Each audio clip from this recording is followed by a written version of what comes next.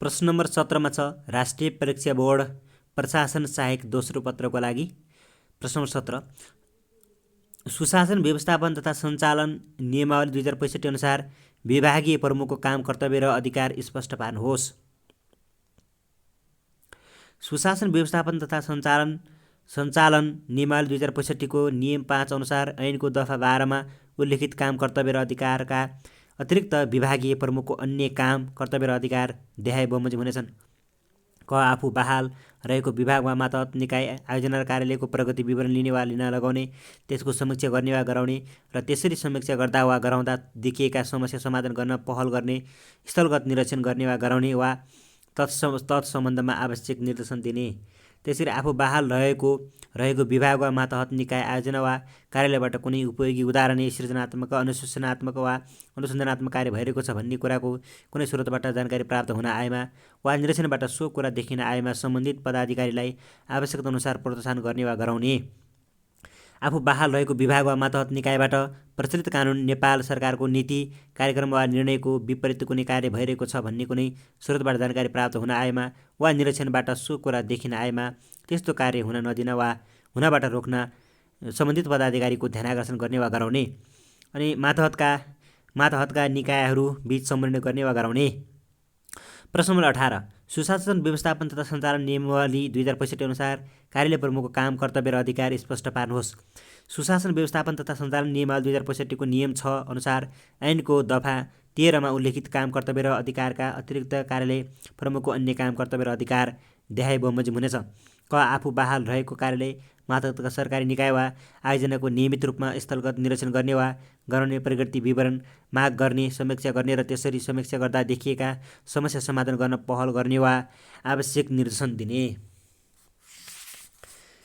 त्यसैगरी ख मा रहेको छ आफू बहाल रहेको कार्यालय वा मातहत निकाय वा आयोजनाबाट कुनै उपयोगी उदाहरणीय सृजनात्मक अनुशासनात्मक र अनुसन्धानात्मक कार्य भइरहेको छ भन्ने कुराको कुनै स्रोतबाट जानकारी प्राप्त हुन आएमा वा निरीक्षणबाट सो कुरा देखिन आएमा सम्बन्धित पदाधिकारीलाई आवश्यकता अनुसार प्रोत्साहन गर्ने वा गराउने। ग आफू बहाल रहेको कार्यालय वा मातहत निकाय वा आयोजनाबाट प्रचलित कानुन, नेपाल सरकारको नीति, कार्यक्रम वा निर्णयको विपरीत कुनै कार्य भइरहेको छ भन्ने कुनै स्रोतबाट जानकारी प्राप्त हुन आएमा वा निरीक्षणबाट सो कुरा देखिन आएमा त्यस्तो कार्य हुन नदिन वा हुनबाट रोक्न सम्बन्धित पदाधिकारीको ध्यानाकर्षण गर्ने वा गराउने। घमा छ मातहत निकायहरूको प्रशासनिक काम कारबाहीको समन्वय गर्ने वा गराउने।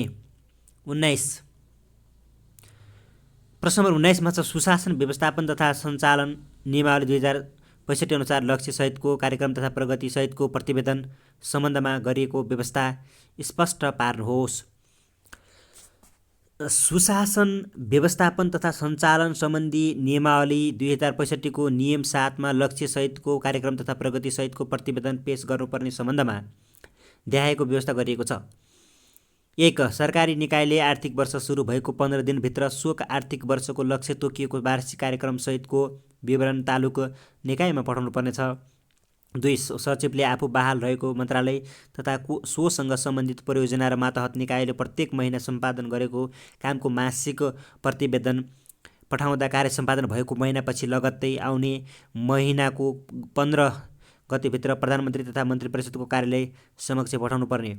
3 विभागीय प्रमुखले आफू बहाल रहेको विभाग तथा सोसँग सम्बन्धित काम मातहत निकायले प्रत्येक महिना सम्पादन गरेको कामको मासिक प्रतिवेदन पठाउँदा कार्य सम्पादन भएको महिनापछि लगत्तै आउने महिनाको 11 गतेभित्र पठाउनु पर्ने। 4 मा छ कार्यालय प्रमुखले आफू बहाल रहेको कार्यालय तथा सोसँग सम्बन्धित परियोजना र मातहत निकायले प्रत्येक महिनाको विवरणमा उल्लेखित लक्ष्यहरूको उपलब्धिसहित सम्पादन गरेको कामको मासिक प्रतिवेदन कार्य सम्पादन भएको महिनापछि लगत्तै आउने महिनाको 7 गतेभित्र सम्बन्धित मन्त्रालय र विभाग समक्ष पठाउनु पर्ने। 5 वार्षिक प्रतिवेदन आर्थिक वर्ष समाप्त भएको मितिले 15 दिनभित्र पेश गर्नुपर्ने। 6 यस नियम बमोजिम पेश गर्नुपर्ने मासिक प्रतिवेदनको ढाँचा अनुसूची 1 बमोजिम हुने। 20 सुशासन व्यवस्थापन तथा सञ्चालन नियमावली 2065 अनुसार पुरस्कारको लागि सिफारिस गर्ने आधारहरू के हुन् स्पष्ट पार्नुहोस्। सुशासन व्यवस्थापन तथा सञ्चालन नियमावली 2065 को नियम 8 मा पुरस्कारको लागि सिफारिस गर्दा देहायका आधारहरू गर्नुपर्ने व्यवस्था गरिएको छ। क कार्य प्रक्रिया सरलीकरण गरी सेवा प्रवाह छिटो छरितो बनाउन योगदान गरेको। ख सेवा प्रवाहको सम्बन्धमा सेवाग्राहीको पृष्ठपोषण सकारात्मक रहेको। ग राजस्व वृद्धिको लागि उल्लेखनीय काम गरेको। घ प्रचलित कानुनको परिधिभित्र रही तोकिएको जिम्मेवारीभन्दा बढी कार्यकुशलतापूर्वक सम्पन्न गरेको। अङ्गा विगत 2 वर्षदेखि कुनै विभागीय सजाय नपाएको।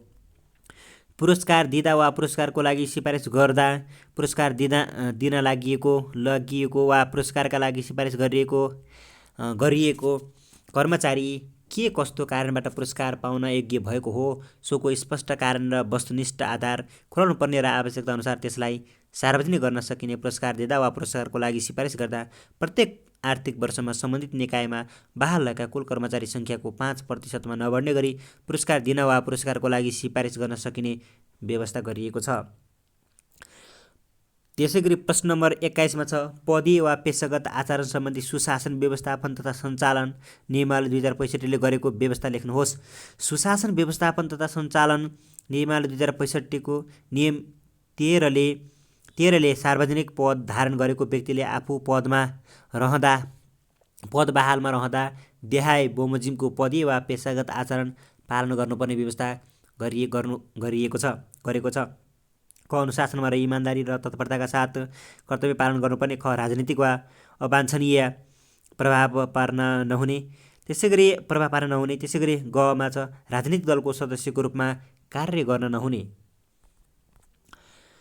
घमा छ सार्वजनिक रूपमा सरकारको आलोचना गर्न नहुने। अङ्गा कानुन बमोजिमको गोप्यता कायम गर्नुपर्ने। च तोकिएको जिम्मेवारी सम्पादनमा कुनै प्रकारले असर पर्न सक्ने गरी दान उपहार चन्दा प्राप्त गर्न र सापट्टि लिन दिन नहुने। छमा छ कम्पनीको स्थापना सञ्चालन तथा व्यवसाय गर्न नहुने। जमा छ निर्वाचनमा कुनै राजनीतिक दलको प्रचार गर्ने र समर्थन भई भाग लिन नहुने।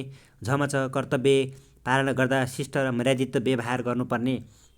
सार्वजनिक पद धारण गरेको व्यक्तिले जुनसुकै कारणले अवकाश प्राप्त गरेको अवस्थामा पनि कानुन बमोजिमको गोप्य राख्नुपर्ने विषय सधैँ योग्य राख्नुपर्ने र माथि लेखिएदेखि बाहेक अन्य सार्वजनिक पद धारण गरेका व्यक्तिहरूको लागि सम्बन्धित मन्त्रालयले पदीय वा पेशागत आचरण बनाउने व्यवस्था पनि ऐनमा गरिएको छ। प्रश्न नम्बर 22 छ सुशासन व्यवस्थापन तथा सञ्चालन नियमावली 2065 ले घुम्ती सेवा सम्बन्धमा गरेको व्यवस्था लेख्नुहोस् भनेको छ। सुशासन व्यवस्थापन तथा सञ्चालन नियमावली 2065 को नियम 15 मा घुम्ती सेवा सम्बन्धी निम्नलिखित व्यवस्था गरिएको छ। 1 घुम्ती सेवा सञ्चालन गर्दा देखाएका सेवाग्राहीलाई सुविधा पुग्ने गरी घुम्ती सेवा सञ्चालन गर्नुपर्ने। क कार्यालयबाट तुलनात्मक रूपमा टाढा रहेका समुदाय वा सेवाग्राही। त्यसैगरी खमा छ कुनै कारणले सार्वजनिक सेवा प्राप्त गर्न कठिनाइ भोगिरहेका सेवाग्राही। गमा छ तुलनात्मक रूपमा पिछडिएका क्षेत्रको वर्गका सेवाग्राही।